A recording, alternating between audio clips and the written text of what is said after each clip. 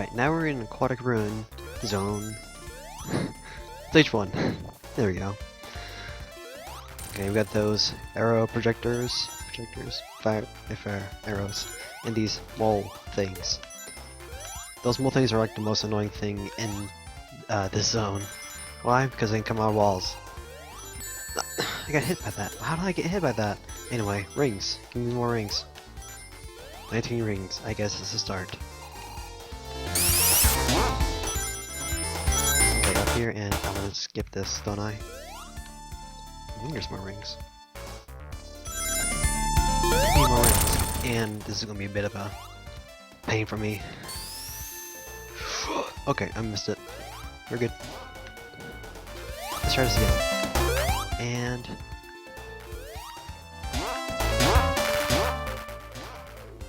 yeah, you can actually do this for a bit of height. I still can't reach up right now. Moles and these flying things. Those flying things actually don't seem to cause too much trouble, but they're still a bit of a nuisance. And I did that by accident. That's me. I probably won't be able to get back to that other signpost now, but oh, let's see if I can try. I theoretically should be able to, but who knows? Through up here, up there, and the spring in the way. And there's that block thing right there that can get in your way if you... Oh, it automatically checks itself if... Okay, I didn't know that. Automatically checks itself if there's something else in your way. And I got hit by that. I was in my defensive, so why did I get hit by that? Oh, jump, okay. I get hit by you too. There might be a slight delay between my controller and the emulation, but oh well. Go forth, young Sonic. But there's a... Oh, what the... How? How?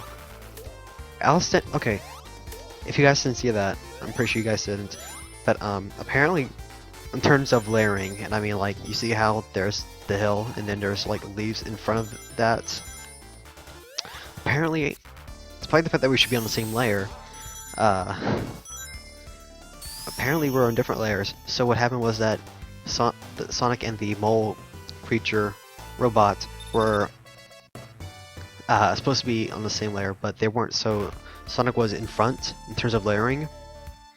So I didn't get hit for a while. But right after that I was hit and I got my shield off. Anyway, stage 2. We're gonna see this particular that thing again later on. And oh, I meant to go. Oh well, I can do the bottom path this one time. There's also a layering issue right there too. I'm supposed to get hit by something. By those fish. These little chompers. Okay, I swear I jumped. I swear I pressed the jump button there. And can I don't think I can reach those springs. Arrow. Goodbye, arrow. Actually, can I go higher than that? Oh, there's... I knew that was happening. I couldn't avoid it for whatever reason. Those mole people will actually... Mole people. And... Oh, wait. Okay. Okay. I can deal with that. The mole robots will actually, will actually be in the wall and will actually be there to surprise you if you don't notice that they can be hiding in the walls. I'm not sure if I can get crushed by those falling pillars there. I don't think it's ever happened to me. How did I get hit by that? I usually just don't get hit by these, period. Wait for that to pass. And you can go on. And I didn't have the rings. I clipped for whatever reason. Eggman! This is actually somewhat of a hit, whatever. This isn't the difficult battle, but if you're ever not on the pillar, you're probably going to have a bad time. Especially if he keeps... Because he's supposed to hit the hammer, and you can see the players kind of drop something. They they fire arrows toward the other pillar. And there's a bit of an issue if they decide to fire on the bottom, because even though any kind of arrow will help you, if they're on the bottom, there's a good chance that you'll just not get on top of the pillar when you need to. You can spin dash right into him, You can jump into him. I showed that off in the beginning, but spin dash is better, especially since you actually get back onto the pillar immediately. Anyways, that was Act 2 of Ancient Ruins. Casino Night Zone. Oh boy, do I love the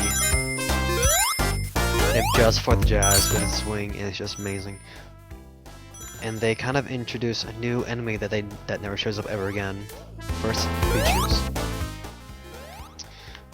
You can actually, quote unquote, gamble here. You never actually risk losing. You never actually pay rings when you do, quote unquote, gamble. Why can't I hit this? I keep on hitting the surface for whatever reason.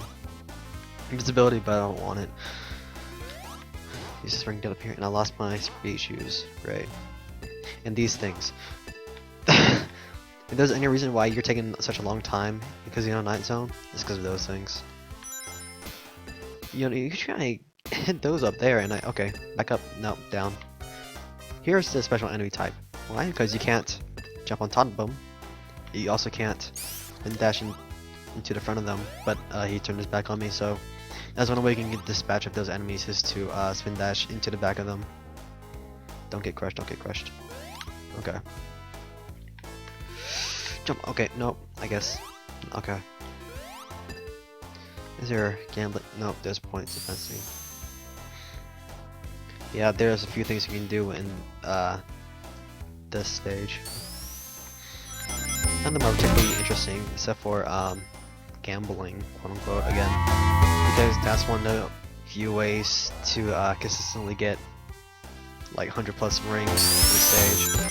So even if you do, don't want to get out of here. Even if you do get game over, not game over, but if you lose a life, odds are you've spent the time racking up coins for lives. I mean, I like the points, but I kind of want to get out of this. Okay, thank you.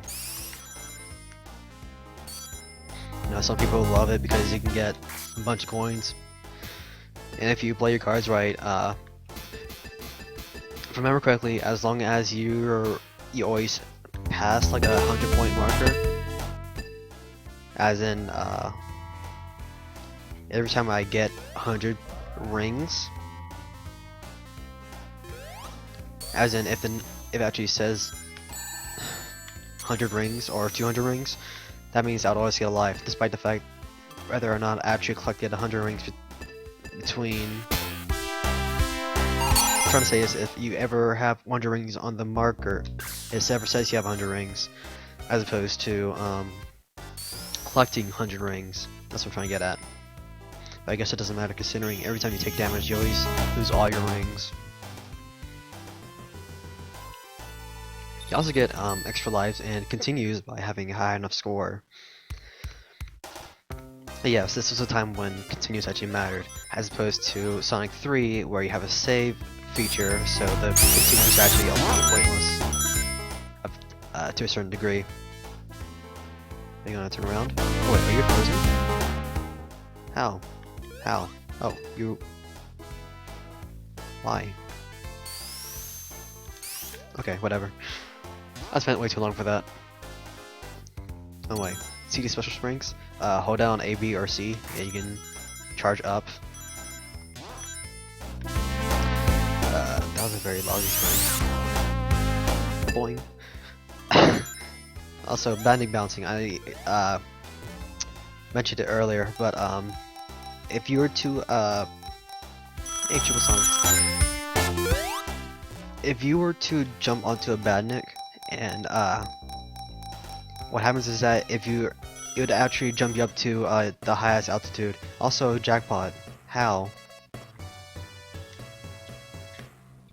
I could just keep doing this. I mean, there's no reason to it after so many times.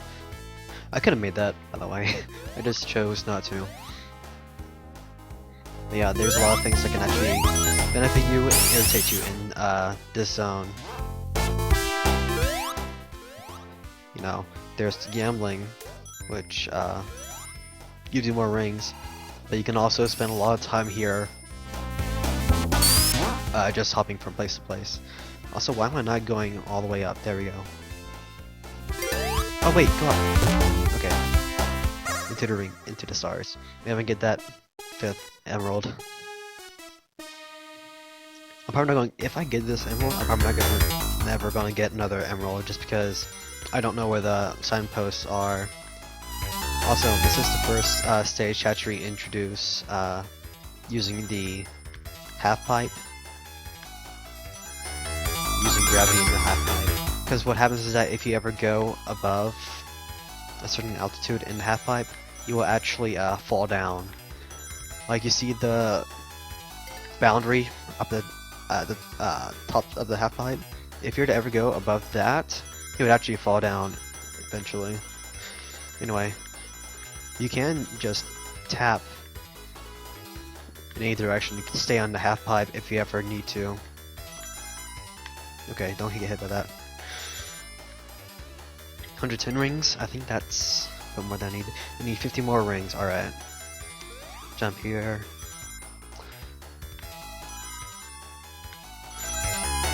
This is definitely not one of my better special stages. This will never be one of their special stages just because it's such a pain to get rings. Okay, I want to get your rings. I might have enough rings now, just hopefully I don't get hit. Okay, nothing. I got the banana. Got the banana for Gusher. I think that pink one is supposed to be pink lemonade or fruit gusher. That's a very odd flavor, but I'm not gonna question the taste of Chaos Emeralds. I want to go down. I want to go down, not up.